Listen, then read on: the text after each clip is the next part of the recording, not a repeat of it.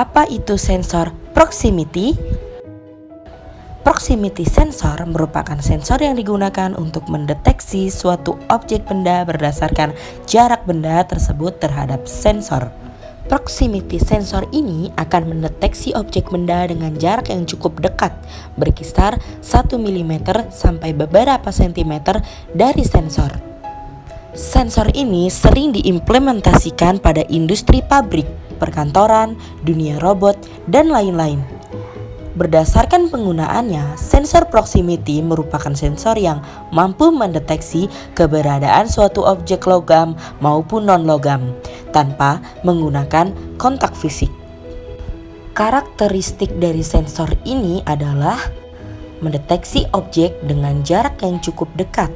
Proximity sensor ini mempunyai tegangan kerja antara 10 sampai 30 volt DC dan ada juga yang menggunakan tegangan 100 sampai 200 volt AC. Jenis-jenis proximity sensor. Terdapat dua jenis, yaitu proximity induktif dan proximity kapasitif. Kali ini sensor yang kita gunakan adalah proximity induktif. Lalu apa itu proximity induktif? Jenis sensor ini digunakan untuk mendeteksi adanya sebuah logam. Sensor ini akan bekerja apabila terdapat suatu tegangan sumber. Dan isolator pada sensor akan membangkitkan sebuah medan magnet dengan frekuensi tinggi. Dengan proses ini, apabila terdapat sebuah bahan logam yang terdeteksi oleh permukaan sensor, maka medan magnet yang dihasilkan akan berubah. Dan perubahan ini yang akan membuat sensor memberikan sinyal. Lalu, bagaimana proses ini bisa terjadi? Yuk kita mulai. Kita mulai pembahasan pembuatan program metal sortir conveyor. Pertama-tama kita nyalakan work simulasi online pada CX program.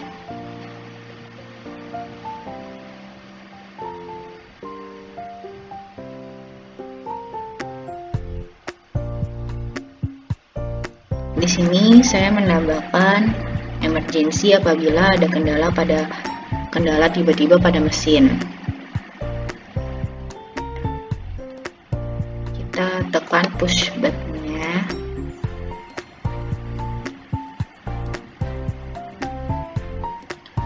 Ketika push button ditekan, mesin menyala dan silinder mendorong benda ke atas konveyor.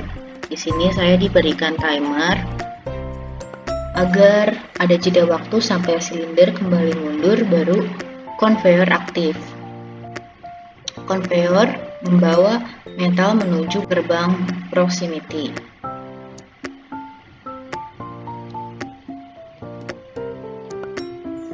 Sensor proximity mendeteksi apakah barang ini metal atau bukan. Jika barang tersebut bukan metal, konveyor akan terus jalan sampai motor 2 mengarahkan benda tersebut ke tempat B. Dan jika sensor proximity ini mendeteksi benda tersebut ternyata metal, sensor akan memberi sinyal.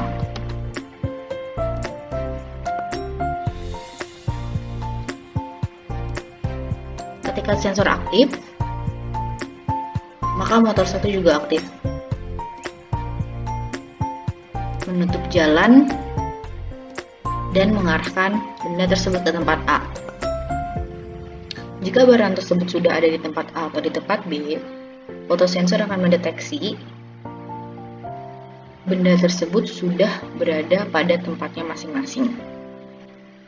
Fotosensor akan diberi sinyal dan membuat silinder, konveyor, dan motor dengan keadaan off. Di sini saya menambahkan lampu indikator sebagai on-off-nya komponen. Dan jika di tengah-tengah keadaan mesin sedang bekerja ada kendala, maka kita bisa menekan tombol emergency ini. Maka semua komponen, semua rangkaian kerja mati. Sekarang kita beralih ke CX Design Metal Sorter Conveyor. Di sini tampilan mesin sortir konveyornya. Kita coba simulasikan. Jika kita tekan push button on, maka silinder aktif. Ini indikator kalau silinder sudah aktif. Silinder mendorong benda tersebut ke atas konveyor. Konveyornya sudah aktif, maka dia akan jalan menuju gerbang proximity-nya. Kalau di sini, sensor proximity tidak mendeteksi kalau dia metal, maka dia akan terus jalan sampai motor 2 mengarahkan ke tempat B. Dan jika kalau sensor proximity ini mendeteksi kalau dia ternyata metal, maka sensor proximity aktif. Dia akan jalan dan motor 1 akan mengarahkan ke tempat A. Jika semua sudah pada tempat A atau tempat B, fotosensor akan mendeteksi adanya benda. Jika fotosensor mendeteksi adanya benda, maka silinder, konveyor, dan motor dalam keadaan mati. Jika di tengah-tengah jalannya mesin ini terjadi kendala, kita bisa menekan tombol emergency tersebut. Maka semua akan mati.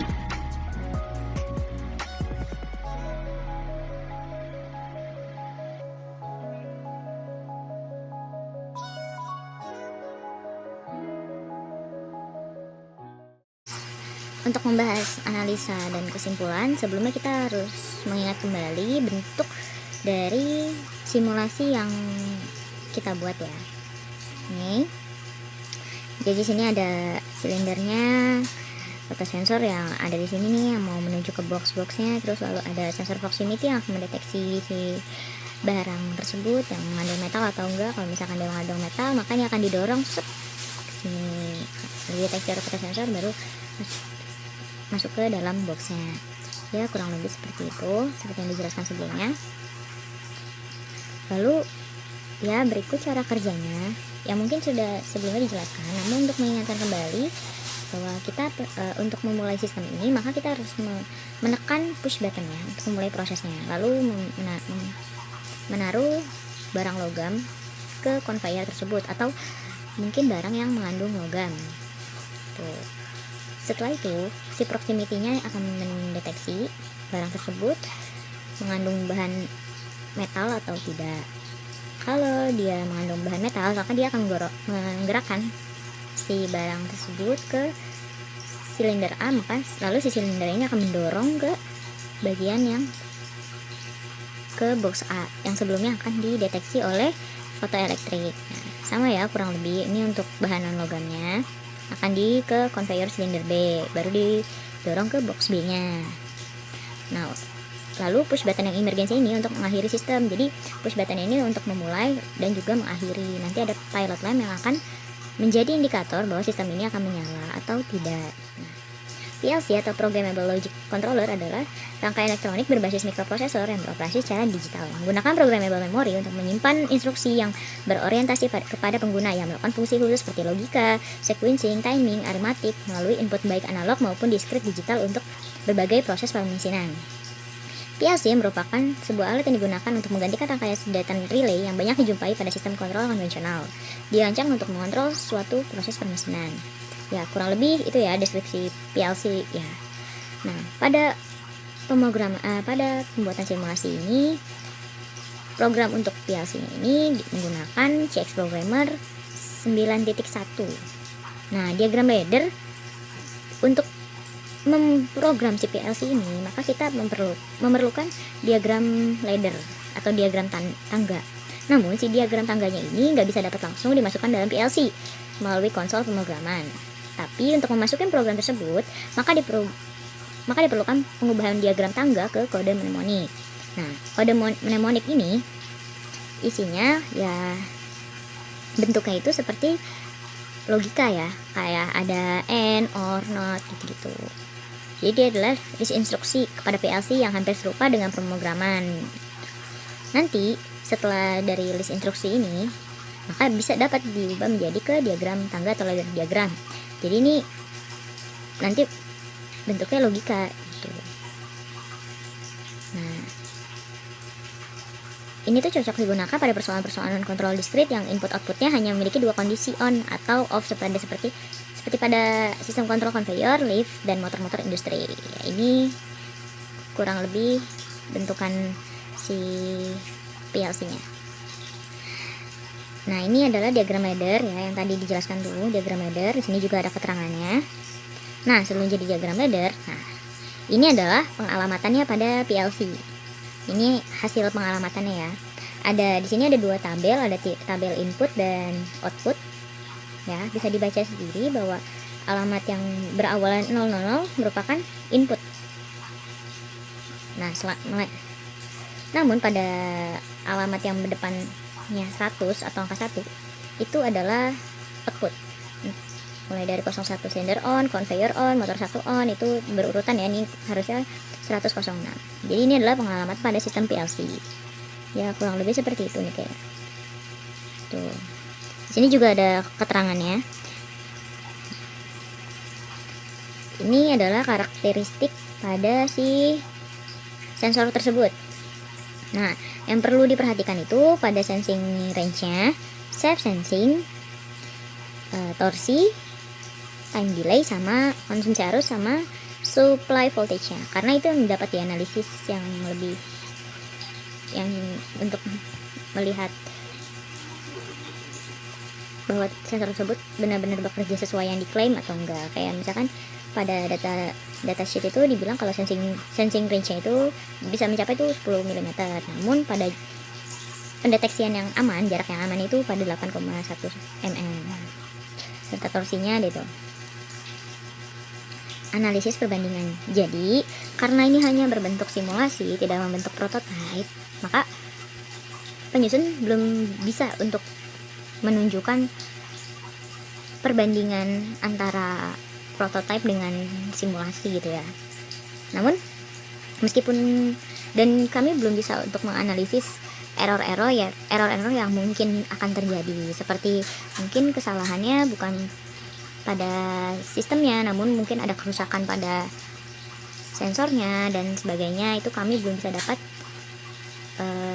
menganalisisnya karena keterbatasan dan ini hanya berupa simulasi.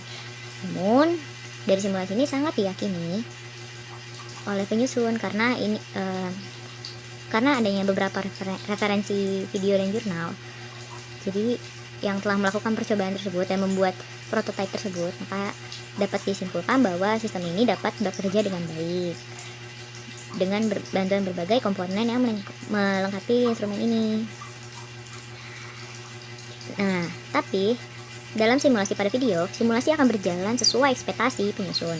Namun untuk mencoba dalam berbagai bentuk ini ya bentuk materialnya, mungkin kita ingin bentuknya yang besar atau kecil atau bentuknya oval, bentuknya segitiga atau bagaimana, itu kita belum bisa, dan berbagai jarak. Nah, ini tuh untuk menguji yang tadi nih, ini si sensing range ini kita belum bisa untuk menganalisis lebih dalam karena pada aplikasi tersebut tidak dapat dimasukkan kayak misalkan barangnya itu jaraknya 5 mm atau bagaimana gitu. Itu belum bisa. Jadi kami belum bisa membuktikan karakteristik jika pada simulasi. Namun kalau misalkan dilihat dari keseluruhan sistem dapat bekerja dengan baik.